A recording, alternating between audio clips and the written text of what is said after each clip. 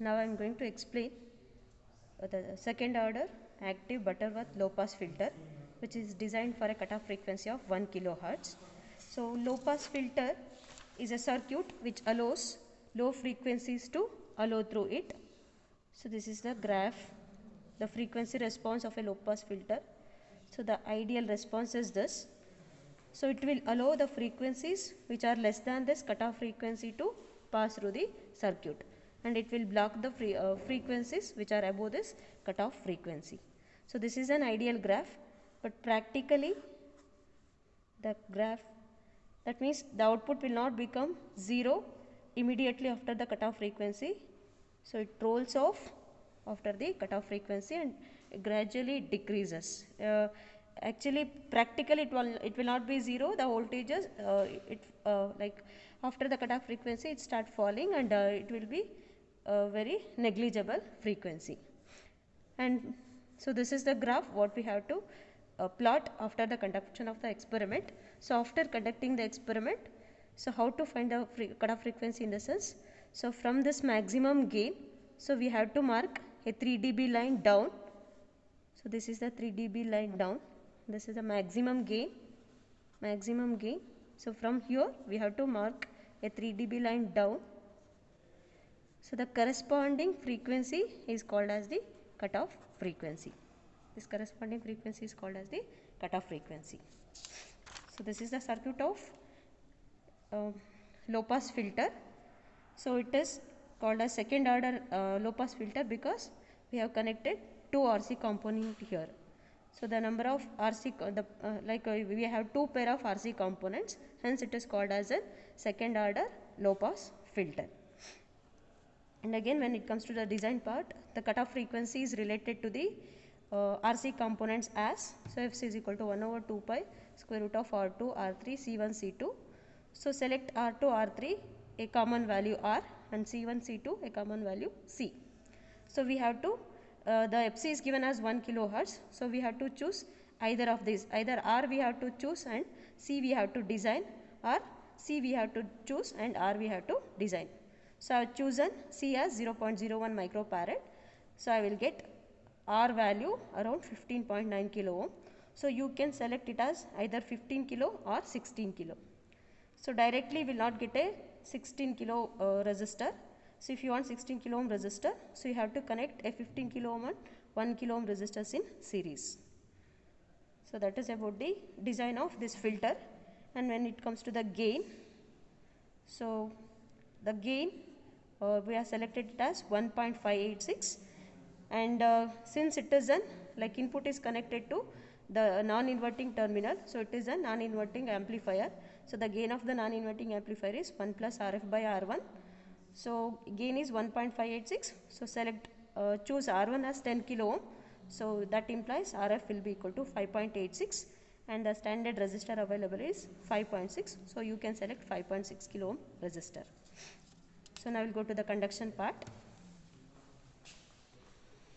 See, in the operational amplifier related experiments, so it has an we have to connect a dual supply because it operates in the voltage. The operation voltage range is from plus or minus 12 to plus or minus 15 volt. So that means when it comes to the pin diagram of this operational amplifier, so this is the non-inverting terminal, which is 2, 3, 7, 4, and the output is 6. So for the pin number 7 we have to connect the positive supply, and for pin number 4 we have to connect the negative supply. So you have to give the supply properly. So this is the connection. So this is pin number 1, 2, 3, 4, and for 4 we have connected minus VCC, minus VE, that is negative supply, and for this is pin number 5, 6, 7. So for 7 we have connected plus VCC, and we have to give a common ground. So we have to connect a common ground compulsorily, because since it is a dual supply, we are using both plus supply as well as minus supply. We must connect this common ground in case of operational amplifiers. Then you connect the circuit as shown in the figure. So after that, so we have to set the input voltage to 1 volt peak to peak. So you can set it to 1 volt or 2 volt, any voltage range. So here I have set the input voltage to 1 volt peak to peak. So input has been set to 1 volt peak to peak. And you can set it, this input voltage you can set at any frequency range which is below the cutoff frequency. Now we will observe the output waveform.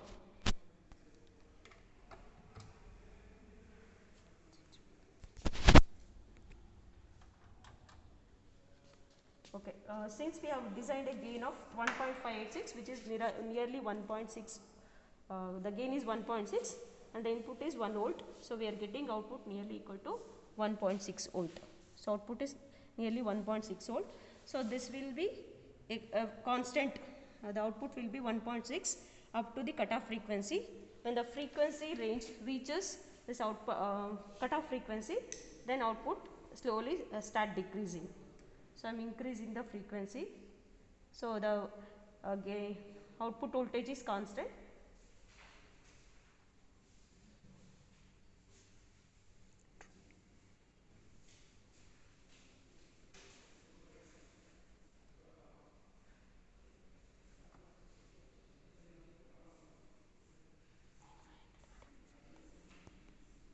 So around 700 it is start decreasing. So you have to tabulate the values. So you have to tabulate the frequency versus, see, so for example for 100 Hz what is the voltage. So you are getting it 1.6, and for 200 it is 1.6, for 300 it is 1.6, around 700. So the voltage is dropping to 1.4 volts. So like this you have to tabulate the frequency versus the output voltage. So and my graph is gain versus frequency. So you convert this output voltage into decibels. So the gain is V0 by V in. So gain in decibels is 20 log of the gain, 20 log of V0 by V in. So V in is 1 volt peak to peak. So hence the gain will be 20 log of, so since V in is 1, so 20 log of V0. So convert this gain into decibels. So vary the frequency. So note down the corresponding output voltage. So convert this, find out the corresponding gain in decibels. So gain is 20 log of V0 by V in. So this gain in decibels you have to plot it versus the frequency in a semi-log sheet.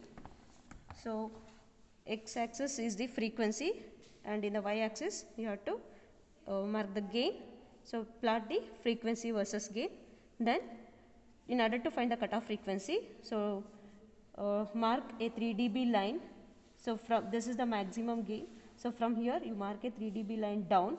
So this will cross my the curve at some point. The corresponding frequency is the cutoff frequency. So theoretically we designed it as 1 kilohertz. Practically you will get some plus or minus, that is you might get it around 900 or 1.1. So within that range you will get the cutoff frequency. And again we have to find out the roll-off factor also. So roll-off factor we have to I actually measure it for 1 decade. So like you measure the gain for the 1 decade. So here the cutoff frequency is 1 kilohertz. So 1 decade in the sense 10 times of that frequency is 10 kilohertz. So measure a gain at 10 kilohertz. So take this gain difference. So this is called as the roll-off rate. So theoretically the roll-off rate is minus 40 dB per decade for a low pass filter. So in this experiment we are getting it as minus 34 dB.